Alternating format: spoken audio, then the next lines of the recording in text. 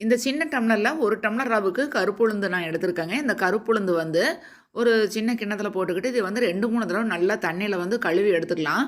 அதுக்கப்புறமாக இந்த உளுந்து வந்து ஈரப்பதமே இல்லாத அளவுக்கு காய வச்சு எடுத்துக்கணும். நான் ஒரு 1/2 மணி நேரம் வெயில்ல வச்சு காய வச்சு எடுத்துட்டு வந்திருக்கேன் பாருங்க. நல்லா வந்து இந்த உளுந்து வந்து காஞ்சிருச்சு. சுத்தமா நம்ம தொட்டு பார்த்தோம் அப்படின்னா, ஈரப்பதமே இருக்கக்கூடாது. அந்த அளவுக்கு வந்து காஞ்சிருக்கணும்.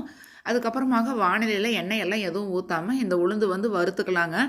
அடுப்பு வந்து சிம்ல வச்சுக்கோங்க. இந்த உளுந்து வந்து பாதி அளவுக்கு வறுபட்ட உடனேவே, இதில ஒரு 2, 3 ஸ்பூன் அளவுக்கு வெள்ளை எள்ளு, அதுக்கப்புறமாக எந்த டம்ளர்ல உளுந்து அளந்து எடுத்தோமோ, அதே டம்ளர்லயே 1/4 டம்ளர் அளவுக்கு வறுத்த வேர்க்கடலை. வேர்க்கடலை வந்து அதனுடைய மேல் தோலெல்லாம் எடுத்துட்டு, இந்த மாரி வெள்ளையாக இருக்கணும். அந்த வேர்க்கடலையும், வெள்ளை எள்ளும் இந்த உளுந்து அரைவாசிக்கு வறுபட்ட உடனேவே சேர்த்து, அது கூடவே அப்படியே நம்ம வறுத்து எடுத்துக்கலாங்க. அதுக்கப்புறமாக நம்ம அடுப்ப ஆஃப் பண்ணிறலாம். கொஞ்சமாக இதெல்லாம் இந்த நிலக்கடலை உளுந்து எல்லாம் வறுத்ததெல்லாம் நல்லா சூடு ஆறட்டும். அதுக்கப்புறமாக ஒரு மிக்ஸி ஜார்ல இதை வந்து நம்ம அரைச்சு எடுத்துக்கலாம். இது ரொம்ப நைஸா அரைக்கணுங்கிறது இல்ல. கொஞ்சம் வந்து அங்கங்க உங்களுக்கு கொர கொர அப்படின்னு இருந்தா போதும். ரொம்ப நைஸாக இல்லாம பார்த்து அரைச்சு எடுத்துக்கோங்க. அதுக்கப்புறமாக இதுக்கு வந்து நம்ம இப்போ 1 டம்ளர் அளவுக்கு வெல்லம் சேர்த்தணும். 1 டம்ளர் அளவுக்கு நம்ம உளுந்து சேர்த்திருந்தோம். அதே டம்ளர்லயே 1 டம்ளர் அளவுக்கு வெல்லம் வந்து நைஸா பொடி பண்ணி எடுத்து வச்சிருக்கேன்.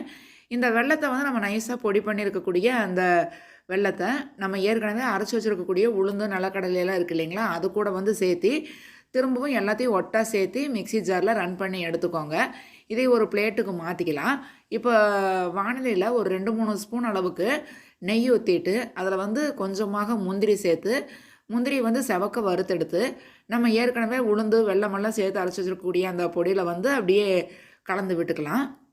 அதுக்கப்புறமாக நீங்க உளுந்து அளந்து எடுத்தோம் இல்லைங்களா டம்ளரு, அதே டம்ளர்லயே 1/2 டம்ளர் அளவுக்கு நல்லெண்ணெய் எடுத்துக்கோங்க. நல்லெண்ணெய் வந்து வாணலியில ஊத்தி சூடு பண்ணி எடுத்துக்கலாம். இப்ப அதுவும் வந்து நம்ம இப்போ இந்த உளுந்து பொடியெல்லாம் இருக்கு இல்லைங்களா, அது கூட தான் சேர்த்தி கலக்க போறோம். முழு நல்லெண்ணெயும் அப்படியே ஒட்டா ஊத்திறாதீங்க. நம்ம கொஞ்சம் கொஞ்சமா ஊத்தி நம்மளுக்கு உருண்டை பிடிக்கிற அளவுக்கு எந்த அளவுக்கு பதம் வருதோ, அந்த அளவுக்கு ஊத்திக்கலாம். எனக்கு வந்து இப்போ ஒரு 1/4 டம்ளர் அளவுக்கு தான் வந்து நல்லெண்ணெய் தேவைப்பட்டது. மித்த மீதி இருக்கிற நல்லெண்ணெய் வந்து அப்படியே நான் எடுத்து வச்சுட்டேன். நல்லெண்ணெய் வந்து சூடு பண்ணாம இதில சேர்த்துனீங்க அப்படின்னா, இந்த உருண்டைகள் வந்து சிக்கு வாசம் வந்துரும். இப்போ வந்து உருண்டைகள் பிடிக்கிறப்ப எனக்கு வந்து உருண்டை பிடிக்கிறதுக்கு கரெக்ட்டா இருக்கு. நம்ம இந்த மாரி நல்லெண்ணெய் சூடு பண்ணி உருண்டைகள் பிடிச்சு வைக்கிறப்போ, இது வந்து 1 வாரம் 10 நாள் ஆனாலும் இந்த உருண்டைகள் வந்து கெட்டு போகாது. ரொம்ப டேஸ்ட்டாக இருக்குங்க. கண்டிப்பா ட்ரை பண்ணி பாருங்க. ஏன்னா நல்லெண்ணெய், உளுந்து இது எல்லாமே வந்து இடுப்பு எலும்புகளுக்கு பலம்.